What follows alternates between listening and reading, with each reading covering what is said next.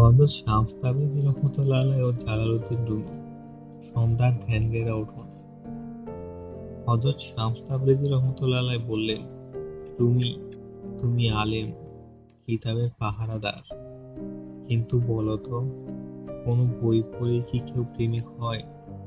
Jalaluddin Rumi রহমতুল্লাহ আলাইহি বললেন, না মাওলানা, প্রেম তো বইয়ের পাতায় থাকে না, তা তো আগুনের মধ্যেই জন্মায়। হযরত শামস তাবরিজী রহমতুল্লাহ আলাইহি বললেন, তবে কেন তুমি এখনো আগুনে ঝাঁপ দাওনি? জালালউদ্দিন রুমি রহমতুল্লাহ আলাইহি বললেন, আমি ভয় পাই। জ্ঞান আমাকে শিখিয়েছে বাঁচতে, প্রেম তো শেখায় করতে।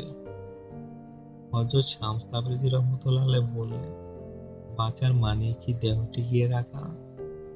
জীবিত তো সেই, যে প্রতিদিন নিজেকে মেরে ফেলে ভালোবাসার জন্য।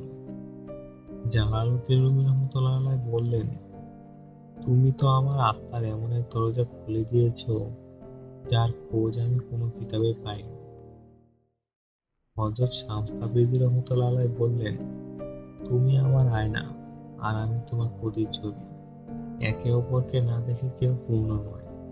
জালালউদ্দিন রুমি রহমতুল্লাহ আলাইহি বললেন, তাহলে কি এই ভালোবাসা ঈশ্বরের প্রতিচ্ছবি?